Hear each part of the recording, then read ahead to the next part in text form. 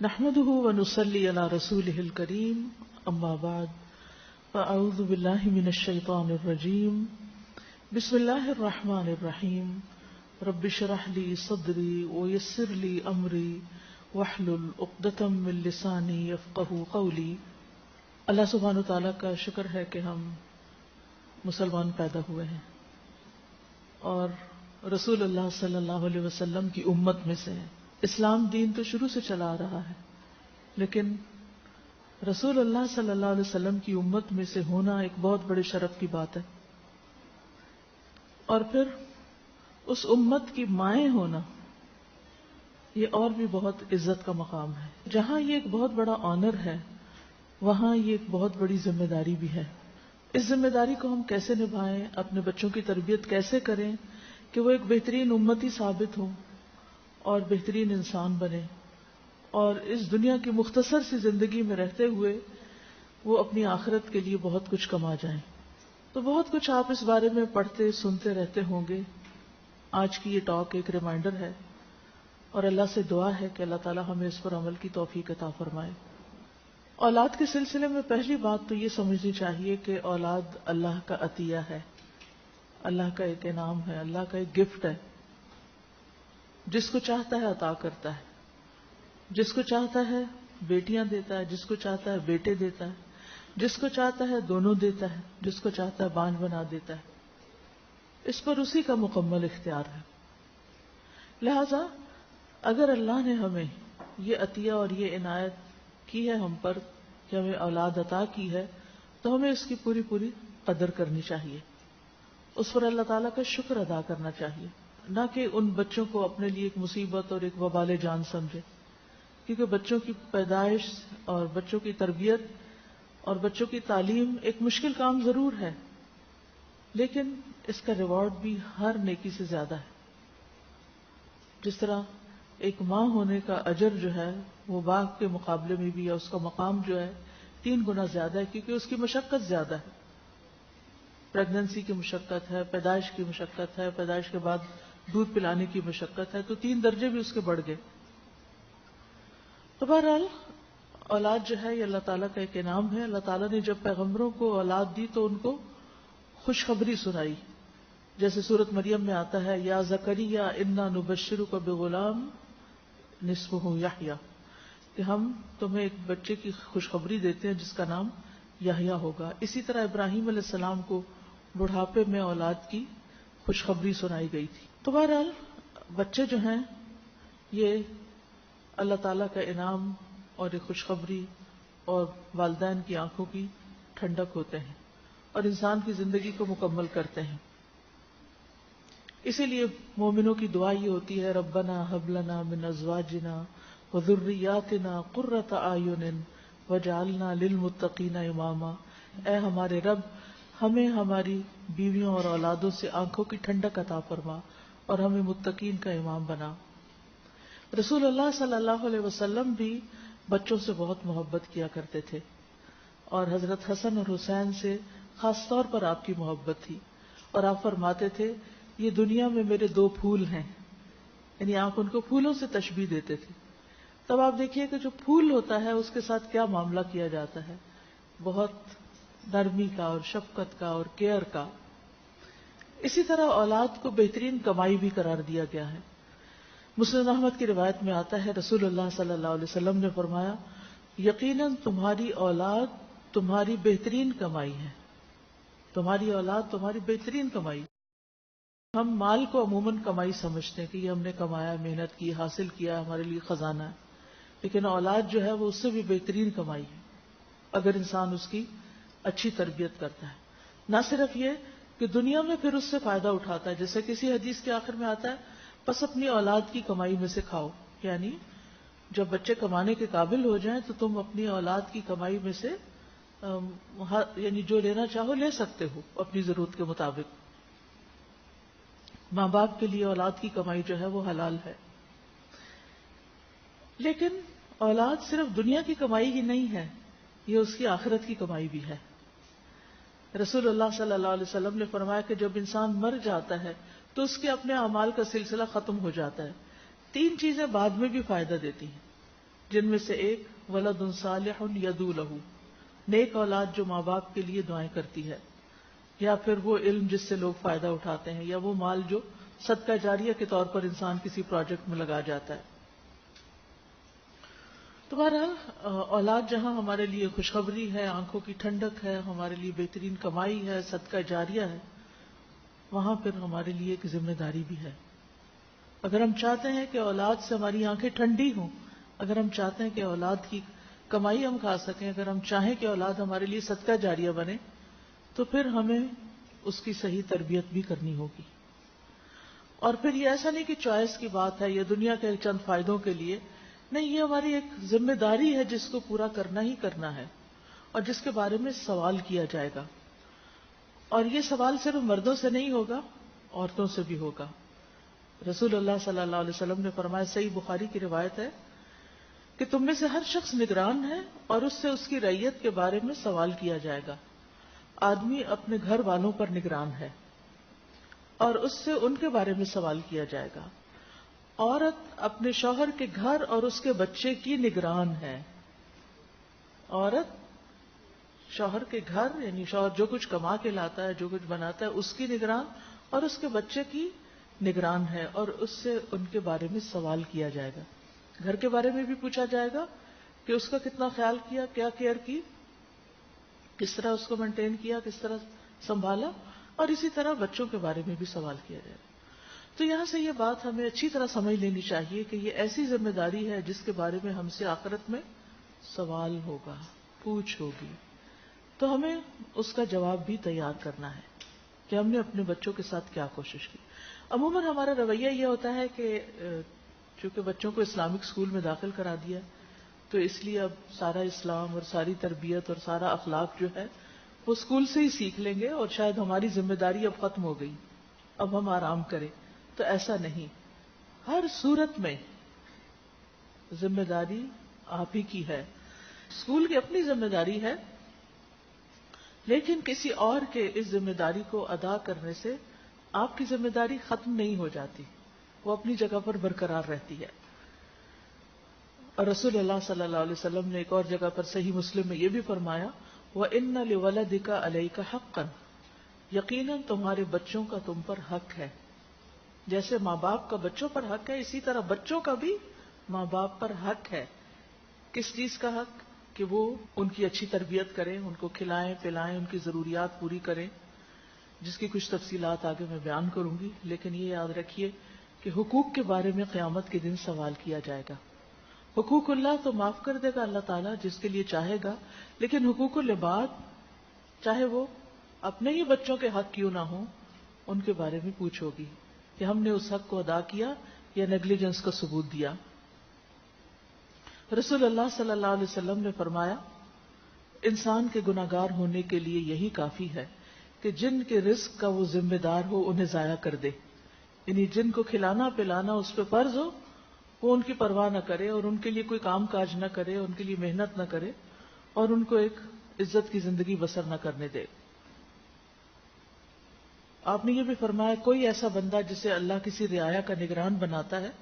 اور مرنے کے دن وہ اس حالت میں مرتا ہے کہ اپنی رعیت سے دھوکہ کرنے والا، یعنی اپنی ذمہ داریاں ٹھیک سے نبھانے والا نہیں، تو اللہ تعالیٰ اس کو جنت حرام کر دیتا ہے۔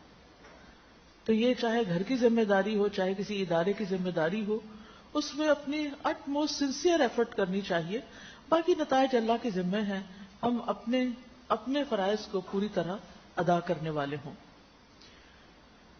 ایک اچھی امت کی تربیت اور ایک اچھی امت ریز کرنے کے لیے جو تربیت کا آغاز ہے وہ بچوں کے بڑے ہونے پر نہیں، وہ بہت پہلے سے شروع ہو جاتا ہے۔ اس کے لیے انسان پہلے سے ہی پلاننگ شروع کرتا ہے، حتیٰ کہ شادی سے پہلے۔ لڑکے کے لیے بھی کیا ہے کہ وہ ایک اچھی بیوی کا انتخاب کرے، اور لڑکی کے لیے بھی کہ وہ ایک اچھے شوہر کا انتخاب کرے،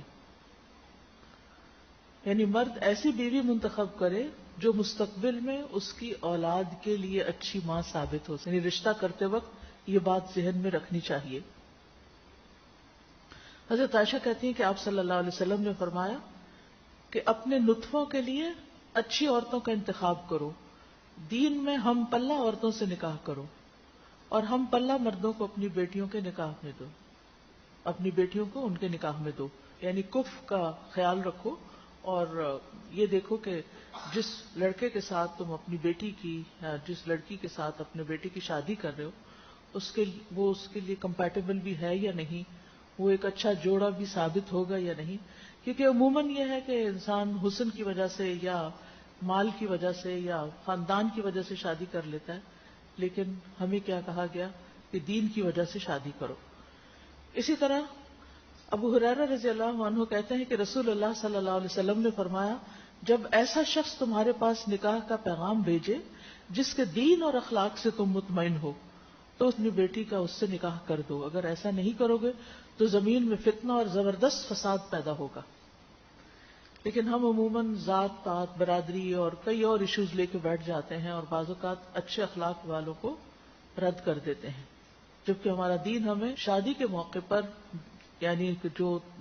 لڑکی یا لڑکے کی تلاش ہے اس کی بنیاد فراہم کرتا ہے کہ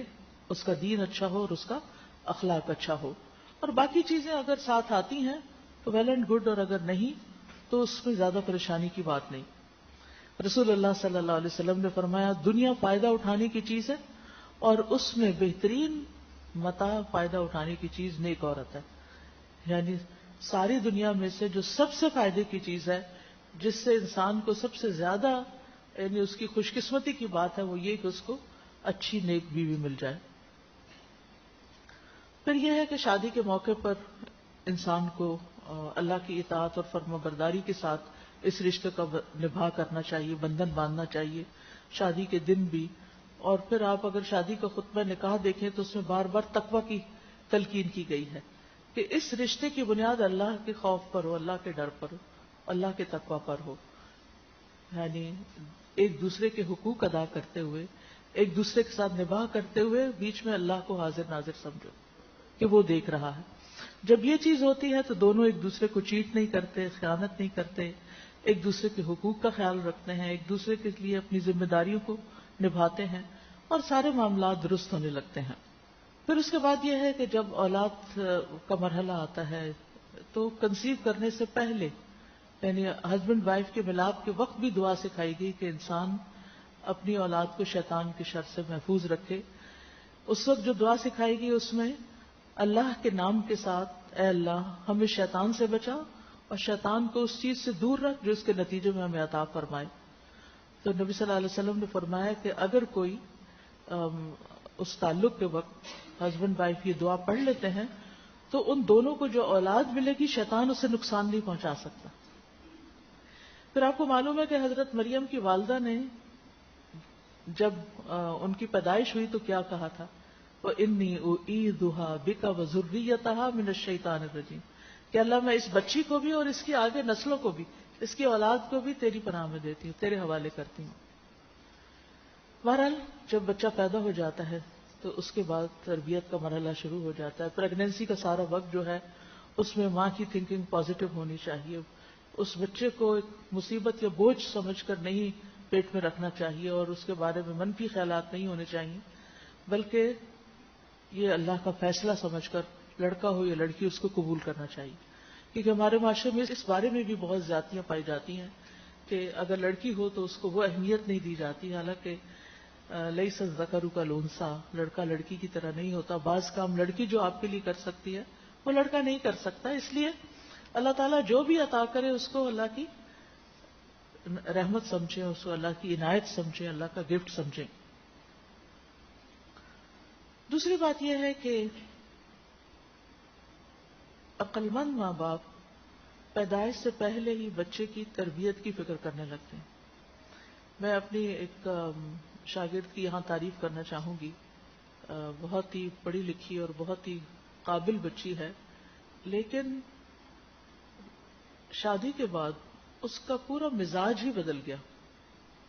اب اپنے سے زیادہ اس کی توجہ بچے کے اوپر ہے اور بالکل ابتدائی مہینوں سے ہی مسلسل ریسرچ کر رہی ہے اس کو کیا پڑھانا چاہیے، کیسے سکھانا چاہیے، کون کون سی کتابیں کی ریڈنگ کر کے سنانی چاہیے. اب یہ بچہ چند ماہ کا ہے لیکن وہ اس کے سامنے بکس پڑھ پڑھ کر اس کو سناتی ہے، اس کو چیزیں دکھاتی ہے، فلیش کارڈ بنا کے اس کو سکھا رہی ہے، یعنی باقی اپنے کام کاج اپنی ذمہ داریاں بھی نبھا رہی ہے، لیکن مجھے اس قدر خوشی ہوتی ہے اس کے اس رویے پہ کہ مسلسل نئے نئے طریقے ڈھونڈتی رہتی ہے کہ کس طرح وہ اپنے بچے کی ایک بہترین تربیت کر سکے۔ بہت سی مائیں بس اس بات کی تو فکر کرتی ہیں بچہ کمزور ہے کہ کون سے اس کو ٹونک دیں اور کون سے کھانے کھلائیں اس کو کہ یہ موٹا ہو جائے، طاقتور ہو جائے، اچھا خوبصورت لگے، کون سے برانڈ کے کپڑے پہنائے جائیں چاہے وہ اس میں تنگ ہی ہوتا رہا۔ پہلے یہ ہوتا تھا کہ گھر کے سلے ہوئے کپڑے کھلے کھلے ڈھیلے ڈھیلے بچوں کو پہنائے جاتے تھے جس میں ان کی گروتھ اچھی ہوتی تھی، اور اب وہ بےچارے ایک تو پیمپر میں کسے ہوئے ہوتے ہیں اور اس کے ساتھ یہ کہ مزید چھوٹے چھوٹے بچوں کو جینز پہنا دی جاتی ہیں اور ان کو ایسے لباس پہنائے جاتے ہیں جس میں ان کی نیچرل گروتھ پراپر طریقے سے نہیں ہو پاتی۔ بہرحال یہ تو الگ ایشو ہے، لیکن جو ایک پڑھی لکھی عقل مند ماں ہوگی بچے کی پیدائش کے بعد اس کا جو فوکس ہے یا اس کی توجہ ہے، پھر اس کا مرکز اس کا بچہ ہو جاتا ہے، کیونکہ اب یہ اس کی ذمہ داریوں میں سے ذمہ داری نمبر 1 ہے۔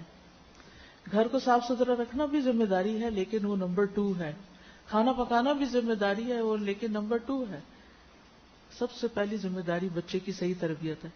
اگر آپ کا گھر صاف ستھرا ایک میوزیم کی طرح بھی سج بج جائے اور